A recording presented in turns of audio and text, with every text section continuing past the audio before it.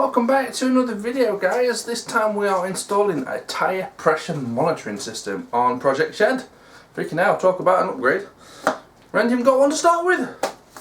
This is what we're going to be installing. This is a tyre pressure monitoring kit which comes from Atoto. Some of you eagle-eyed viewers will know that Atoto, although Toto make an awesome song, Atoto is the company who has delivered us the head unit and what else will we fit? The head unit and the DAB digital radio. So this is the third video in the series that I said I was going to be installing on the media unit on Project Shed. So let's go ahead and take a look what comes in the tyre pressure monitoring kit. So here we have the tyre pressure monitoring system, or kit, whatever you call it. It's accurate and durable from 0 to 8 bar. Well, 8 bar is freaking, that is really high. 1 bar is 14 psi, so 8 bars what, 120-ish psi? Bit less maybe. I don't think car tyres ever go up to that pressure, but I could be wrong. TPS, TPMS, and that's about it. A couple of pictures of the symbols of the actual pressure sensors that's going on the wheels. Other than that, that's about it on the box. So we have the instructions, which you know that Bluudys doesn't normally read, but there's not a lot to this kit anyway.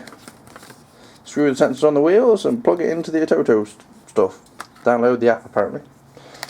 We have a fitting kit which comes with there's 4 nuts and a spanner, so I assume we need to put them onto the actual tyre valves. And then we've got front left, front right, and rear left. So these must be the sensors which go on the wheel.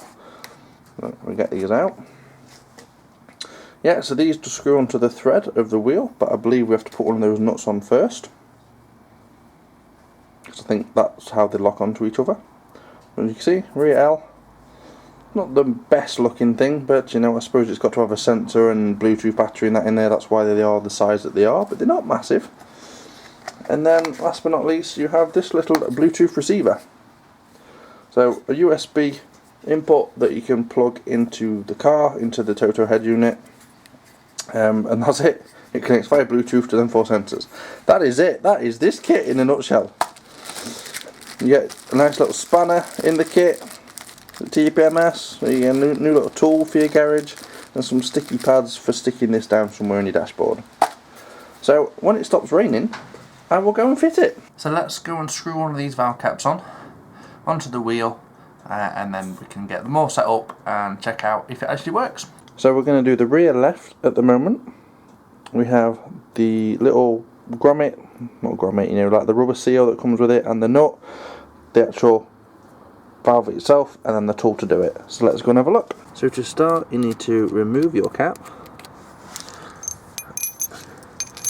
You then need to get the nut, and somehow, this is very awkward, somehow, there we go, screw that onto the back. We have the little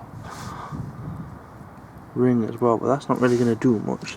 So do I put that? Oh no, there's a spare, because there's a seal in there. So I'll put the nut on the back, as you can see. I'm going to screw that on a bit. Now see if I can actually watch the camera and what I'm doing. Screw this on now. When it wants to catch the thread, there we go. Get this tool on it. You can then get it tight, so it's locked on tight now. Now I need to do the other ones, and then we can plug it into the USB of the car and have a look. So what I've decided to do, just to make sure that works without doing all the hill caps, come inside the car with the Bluetooth receiver. I pulled out the head unit because there is another USB port somewhere on the back, just there. We can plug that in. We have to power on the unit, choose the, if we need to install the app, we might need to install the app, but get the app, and then we can see if it's picking up the pressure of that back wheel. So here we have our awesome screen. If we go to the apps, because I think it's already installed, TPMS, we have this. No idea what this is, I assume this is obviously the main screen. If we go TPSM setup, I think that's just settings. Yeah, so we'll go back. ID code pair. Please set the desired tyre, that one, to pair. So it's currently looking for the valve cap. But apparently it might take 2 minutes to freaking find it, so I'll come back to you when it finds it.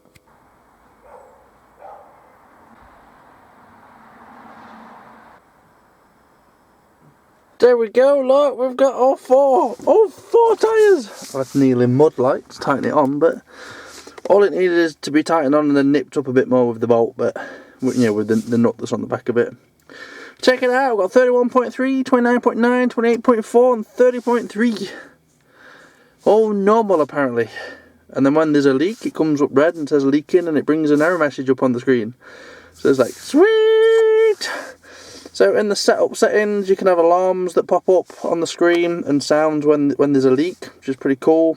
You can set the default temperatures like Fahrenheit and stuff like that of what they should be limited at, so it brings up an error message. High and low pressures, look, when it drops to 26.1, it will alert me that tyre pressures have dropped. You can set PSI, KPA or bar, which is pretty cool. The low battery sensor in the sensors, might add, they're supposed to last for 2 years. So, you know, we won't know for 2 years. I will be sticking this on other cars though when I get rid of Project Shed, because I think this is freaking sweet.